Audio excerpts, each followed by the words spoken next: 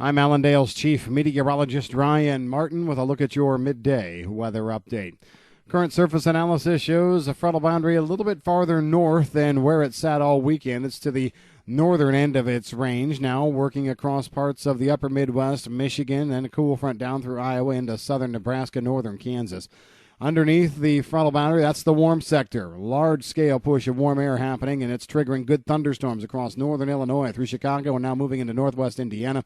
Some of these storms have been severe so far, and as we get more heating through the day, they can only get stronger the way that we see things working through right now. So we are looking at a good chance of precipitation over the Corn Belt as we move through this afternoon and into tonight. And this frontal boundary, you know what? It's just in a range from where it is right now, maybe slipping down into the I-70 area, down into the central and southern part of the Corn Belt, and then kind of going back and forth.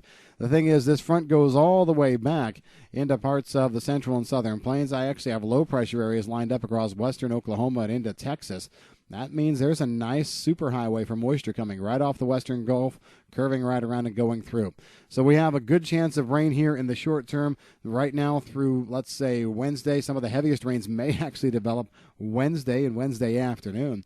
And all of this is before we get into the tropics. Let's talk about that a little bit. We've got a tropical depression in the western Gulf.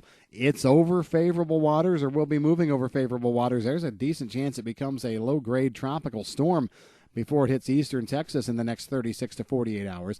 And then the moisture heads straight north over Texas through eastern parts of Oklahoma, curves northeast from Missouri, and by Saturday morning, the remains of this tropical disturbance could be sitting right on top of Indiana.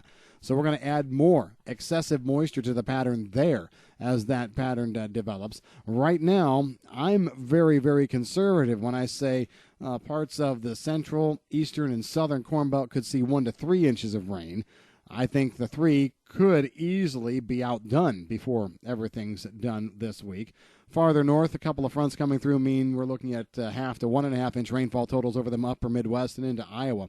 But this is more south track, Missouri, Illinois, Indiana.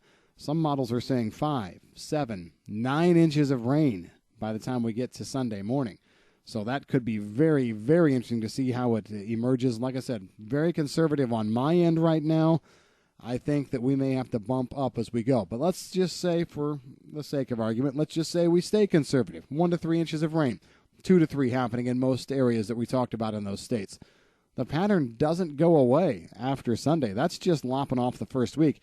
The 8 to 15-day forecast window, we could see another 1 to 3 inches of rain move across a good part of the Corn Belt coverage, probably 70 to 80% before all is said and done. And we've got this rain coming across the southern plains. While some of it's going to continue to build into parts of Kansas at least the next couple of days, I don't think we can call for a completely dry forecast window in the hard red winter wheat belt until maybe late this week and weekend on through next week. That's when it looks dry out there, while everything else pushes farther east. So we've got way too much water still coming over a large part of key agricultural areas. The other thing to pay attention to here short term in the warm sector, temperatures are normal to slightly above normal over Illinois, Indiana, even parts of eastern Iowa, Missouri. But as we go toward the end of the forecast pattern, models are still hinting at a big change in the temperature pattern, as we can see some cooler air coming in out of Canada. Some models are saying it's stronger than others, and we will be honest, there's been some flip-flopping on this.